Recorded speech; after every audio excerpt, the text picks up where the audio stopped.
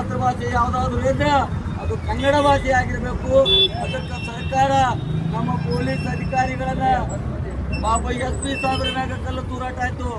SP ಸಾಹೇಬ್ರ ಮ್ಯಾಗ ಕಲ್ಲು ತೂರಾಟ ಆದಾಗ ಅವರು ನಿರ್ಗತಿಕರು ಪಾಪ ಕಾನೂನು ಸುವ್ಯವಸ್ಥೆ ಕಾಪಾಡೋ ಸಂದರ್ಭದಲ್ಲಿ ಕಲ್ಲು ತೂರಾಟ ಮಾಡಿದ ಸಂದರ್ಭದಲ್ಲಿ ಸರ್ಕಾರ ಅದನ್ನ ಅಧಿಕಾರಿಗಳು ಮುಚ್ಚಿಕೊಂಡ್ರು ಅಂತ ಸರ್ಕಾರ ಕಪಿಮುಚ್ಚಿಯಲ್ಲಿ ಇಟ್ಕೊಂಡು ಪೊಲೀಸ್ ಅಧಿಕಾರಿಗಳಿಗೆ ಒಂದು ಭಯದ ವಾತಾವರಣ ನಿರ್ಮಾಣ ಮಾಡಾಕತ್ತಾರ. ಪೊಲೀಸ್ ಅಧಿಕಾರಿಗಳಿಗೆ ಏನಂತಂದ್ರೆ ಅವ್ರನ್ನ ಅಲ್ಲೇ ಹತ್ತಿಕ್ಕುವಂತ ಕೆಲಸ ಮಾಡ್ರಿ, ಅವ್ರನ್ನ ಏನು ಇದು ಮಾಡಬೇಡ್ರಿ. ಇಲ್ಲ ಪೊಲೀಸರಿಗೆ ಫುಲ್ ಬಂದೋಬಸ್ತ್ ಏನಾದರೂ ನೀವು ಒಂದೇ ಒಂದು ತಾಸು ನೀಡಿದ್ರ ಹಿಂದೂ ಆಗಿರ್ಲಿ ಮುಸಲ್ಮಾನ್ ಆಗಿರ್ಲಿ ಯಾವುದೇ ದೇಶದ್ರೋಹಿ ಚಟುವಟಿಕೆ ಮಾಡ್ತಾರ ಅವನು ಒತ್ತು ನಿಲ್ಸಂತ ತಾಕತ್ ಯಾರಿಗಾದ್ರ ಅದು ನಮ್ಮ ಕರ್ನಾಟಕ ಪೊಲೀಸ್ ಅವರ ಶಕ್ತಿ ಐತಿ ಅಂತ ಹೇಳ್ತೀನಿ. ಆ ಶಕ್ತಿಯನ್ನು ಕುಗ್ಗಿಸ್ಗಳು ಈ ರಾಜಕಾರಣಿಗಳು ನಡಬರ್ಕ್ ಬಂದು ಪಾಪ ಅವ್ರನ್ನೇ ಸಸ್ಪೆಂಡ್ ಮಾಡುವುದು, ಅವ್ರ ಮೇಲೆ ಕ್ರಮ ಜರುಗಿಸ್ತೀನಿ ಅಂತ ಹೇಳಿದ್ರಿಂದ ಭಯದ ವಾತಾವರಣ ನಿರ್ಮಾಣ ಮಾಡತ್ತಾರೆ. ಅದಕ್ಕೆ ನಾವೆಲ್ಲರೂ ಕೂಡ ಮಹಾಪುರುಷರ ಛತ್ರಪತಿ ಶಿವಾಜಿ ಅವರಿಗೆ ಅಪ್ಪನ ಆಗ್ಯದಪ್ಪ ಅಂದ್ರೆ ಈ ಬರುವ ದಿನಮಾನಗಳಲ್ಲಿ ನಾವೆಲ್ಲರೂ ಕೂಡ ಛತ್ರಪತಿ ಶಿವಾಜಿ ಮಹಾರಾಜರು ಆಗಬೇಕು ಅಂತ ಹೇಳಿದ್ದ ಈ ಮೂಲಕ ಎಚ್ಚರಿಕೆಯನ್ನು ರವಾನೆ ಮಾಡಿ ನಾನೊಂದು ಎರಡು ಮಾತು ಮುಗಿಸುತ್ತೇನೆ. ಜೈ ಬಸವೇಶ್ವರ, ಜೈ ಶಿವಾಜಿ.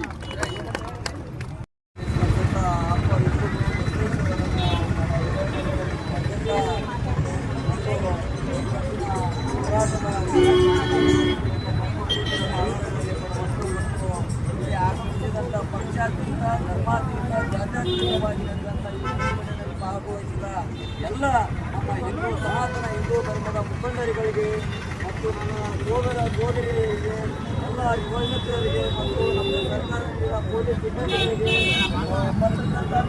ಎಲ್ಲರಿಗೆ ಇದು ನೋಡ್ರಿ, ಪದೇ ಪದೇ ನಾವು ಭಾರತ ದೇಶದಲ್ಲಿದ್ದೇವೋ ಏನು ಪಾಕಿಸ್ತಾನದಲ್ಲಿದ್ದೇವೋ ಏನು ಬಾಂಗ್ಲಾದೇಶದಲ್ಲಿದ್ದೇವೋ ಅನ್ನೋದು ನಮಗೆ ತಿಳಿಯದಂತಾಗಿದೆ. ನೋಡೇರಿ ಮಾಡ್ತಕ್ಕಂಥ ಅಪುರುಷತೆ ಮಹಾ ವ್ಯಕ್ತಿಗಳ ಮೇಲೆ ಪದೇ ಪದೇ ಸಂಗೊಳ್ಳಿ ರಾಯಣ್ಣರಾಗಿರ್ಬೋದು, ಛತ್ರಪತಿ ಶಿವಾಜಿಯವರಾಗಿರ್ಬೋದು, ಅಂಬೇಡ್ಕರ್ ಅವ್ರ ಮೇಲೆ ಆಗಿರ್ಬೋದು, ಬಸವಣ್ಣವ್ರ ಮೇಲೆ ಆಗಿರ್ಬೋದು, ಇಂಥ ಸಾಕಷ್ಟು ಮಹಾಪುರುಷರ ಮೇಲೆ ಪದೇ ಪದೇ ಕಿಡಿಗೇಡಿಗಳು ನೋಡಿರಲಿಲ್ಲ. ಮೊನ್ನೆ ತಾನೇ ಬಾಗಲಕೋಟೆಯಲ್ಲಿ ದಿನಾಂಕ 19ರಂದು ನಡೆದಂಥ ಛತ್ರಪತಿ ಶಿವಾಜಿಯವರ ಜಯಂತಿಯ ದಿನದಂದು ಇವು ಮಸೀದಿ ಮೇಲೆ ಕಲ್ಲುಗಳು ತೂರಾಟ ಮತ್ತು ಚಪ್ಪಲಿ ತೂರಾಟ ಮಾಡ್ತಾರಪ್ಪ ಅಂದ್ರ ಈ ಸರ್ಕಾರ ಏನ್ ಮಾಡ್ಲಾಕತ್ತದ? ಕಣ್ಣು ಮುಚ್ಚಿಕೊಂಡು ಮಸೀದಿ ಒಳಗ ಕಲ್ಲುಗಳು ಹೆಂಗ್ ಬಂದು, ಚಪ್ಪಲಿಗಳು ಹೆಂಗ್ ಬಂದು, ನೀವು ಪವಿತ್ರ ಪ್ರಾರ್ಥನಾ ಸ್ಥಳ ಅಂತ ಹೇಳ್ತೀರಿ, ಪ್ರಾರ್ಥನಾ ಸ್ಥಳದಲ್ಲಿ ಈ ಕಲ್ಲುಗಳನ್ನು ಇಟ್ಕೊಂಡು ಆಯುಧಗಳನ್ನು ಇಟ್ಕೊಂಡು ಚಪ್ಪಲಿಗಳನ್ನು ಮ್ಯಾಗ ಹಾಕೊಂಡು ಮಸೀದಿ ಮೇಲೆ ಕೂತ್ಕೆಸಿಂದ ನೀವೇನಾದ್ರೂ ಪ್ರಾರ್ಥನೆ ಮಾಡ್ತೀರಾ ಅಂತ ಎಲ್ಲ ಮುಸಲ್ಮಾನರಿಗೆ ಹೇಳಾಕತ್ತಿಲ್ಲ. ನಾನು ಅಲ್ಲಿರ್ತಕ್ಕಂಥ ಕಲ್ಲನ್ನು ಎಸೆದಂತ ಚಪ್ಪಲಿಯನ್ನು ಎಸೆದಂತ ಕಿಡಿಗೇಡಿ ಮುಸಲ್ಮಾನರಿಗೆ ಹೇಳಾಕತ್ತೀನಿ. ಈ ದೇಶದಲ್ಲಿ ನಾನು ಹೇಳಾಕತ್ತೀನಿ ಅಂದ್ರ ಅಲ್ಲಿರ್ತಕ್ಕಂಥ ಮಸೀದಿಯ ಮೌಲಾನ್ಗಳು ಮತ್ತು ಆ ಚೇರ್ಮನ್ಗಳ ಮೇಲೆ ಕೇಸನ್ನ ನಮೂದನ ಮಾಡಬೇಕು.